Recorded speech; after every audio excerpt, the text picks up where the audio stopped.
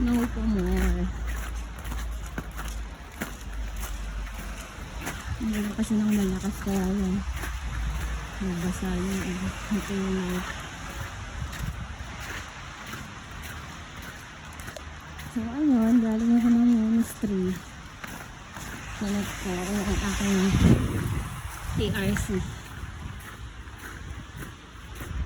Ay, pakalamig. Ang ganda rin dito sa Hilaba.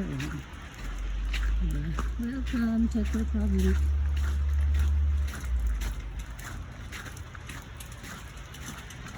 Dati hindi ko alam tong bansa na to.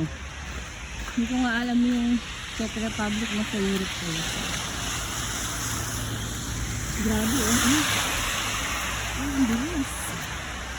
Ito yung delikado sa winter. Madulas na snow.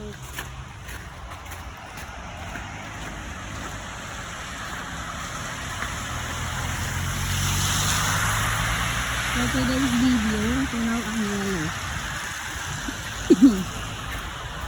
Hindi nakakapaglaro.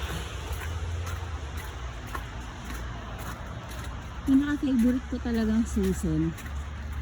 Gusto ko yung spring. Kasi yung sakura, ang ganda. Yung sakura na bulaklak. Namumulaklak yung mga puno. Pagkatapos lang yung spring na.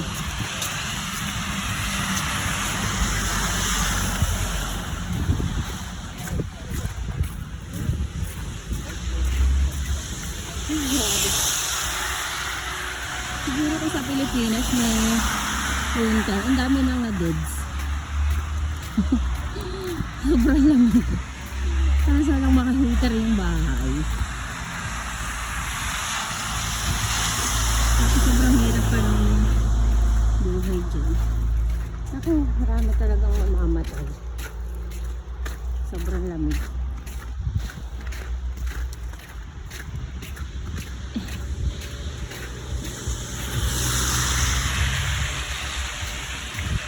Mag-apat na taon na ako dito, nakakamiss mo ko. Paano ba yumaman? Namali ako ng daan. Saan ba dumaan yung mga yung mga may kaya-kaya sa buhay? Paturo naman yung police station dito. Grabe, kinakabahan ako kanina. Nakabahan ako pumuntang ministry. Buti na lang may goodies. Ganda dito.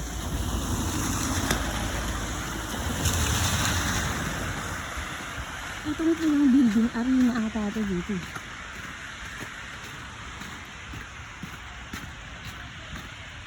Hindi ko pa naiikot pa Hilaba pero feeling ko maganda rin siya. Ayan, di last. Matagal pa yung bus ko. Mag-aantay pa akong matagal. Umuusok-usok ko yung bibig ko.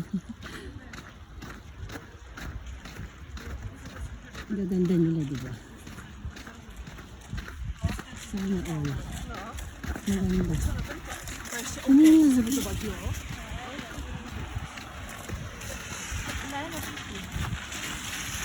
Sa mga gustong mag-apply dyan pa Europe, mag-apply na kayo.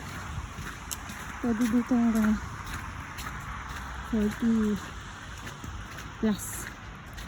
Kahit yata 50. Hindi ko lang sure sa mga agency dyan. Tatanggap sila ng magpe-50 na. Pero mga 46, 47. Kaya pa yun.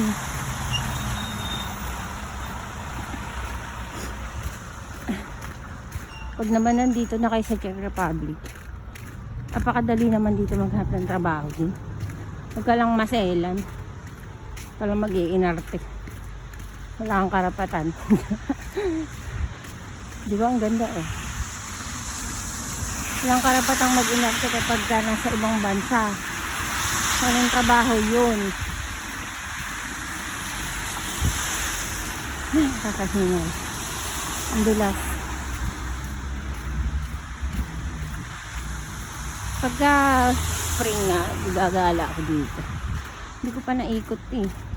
Kung pumupunta ako dito, panay lang ako sa ministry na asikaso ko kasi yung visa ko para makapag-stay dito.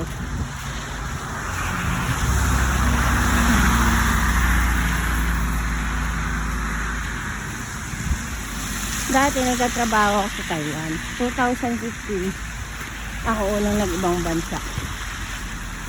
Sa Taiwan ako una. Yun ang first country.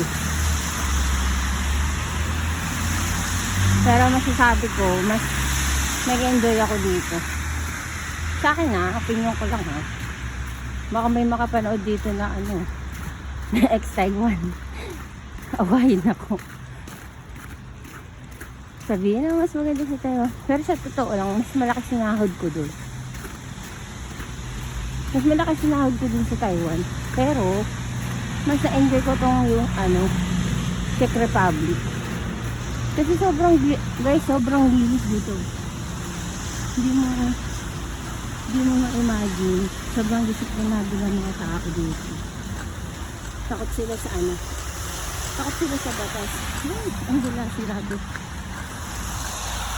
Ang ganda ng building, diba? Nabibilis na ako dahil ayun na nga, malinis na dito sa Czech. Tapos disiplinado pa yung mga tao. Kaya maganda rin dito magtrabaho. Gusto ko rin dito talaga. Tapos yung sahod, depende naman sa'yo kung saan ka mas maabot yung okay na company. Pwede ka naman lumipat as long as may employer ka, pwede ka lumipat. Kung feeling mo sa company na yun, hindi ka nag-grow, hindi ka masaya, hindi ka lumipat ka, basta may TRC ka din.